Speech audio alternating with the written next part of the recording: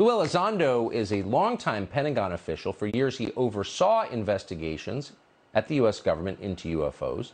He's left now. He and his organization Skyfort have obtained a government document that proves the advanced Tic-tac UFO has been tracked by American military intel services for at least 70 years. That's much earlier than we thought. Lou Elizondo joins us tonight. Lou, thanks so much for coming on. Tucker, always a privilege. Thank you. Thank you. I want to ask you about this document first before I ask you about the upcoming report. What is this document you've obtained show us?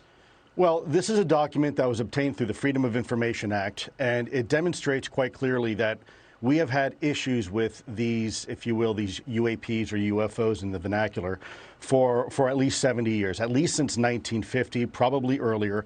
And this is official U.S. government correspondence. This isn't some eyewitness report from a civilian.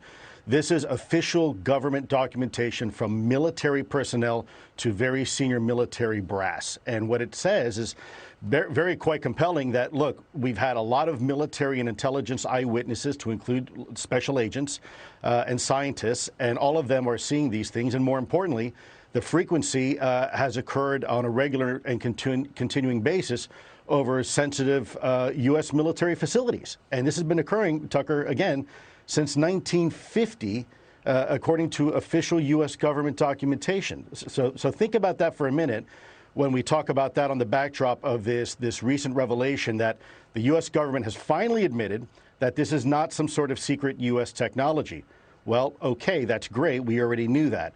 But now there is some wiggle room to say, well, maybe it's some sort of foreign adversarial technology. Well, here's the problem with that theory, because we know that the Russians, after the Berlin Wall came down, they shared a lot of information with us. There was this 5-year period or so, this new romance between us and Russia, where they shared a lot of their UFO information with us. And by the way, they were seeing exactly the same thing in their skies that we were. So we're sure it's not Russian. So then really the only other country that could possibly be would maybe be China. Well, let's look at that for a second, Tucker, because you're talking about a country that for 70 years has kept this technology that was at least 1,000 years ahead of us, kept it secret, was able to employ it against us all the way back in 1950. By the way, this is the same country that steals billions of dollars worth of our technology each year, trying to keep a competitive advantage to this day with our country. Now, does that make a whole lot of sense to you? No. It does. I mean, there were famines in China 70 years ago. Quickly, there seems to be some connection, anecdotally there is, between these objects and nuclear reactors, nuclear warheads, nuclear-powered vehicles, submarines and warships. We didn't get nuclear technology, of course, until the end of the Second World War, 44, 45. We had airplanes. We had an Army Air Corps going back to the First World War. Were there sightings of these before the United States possessed nuclear technology?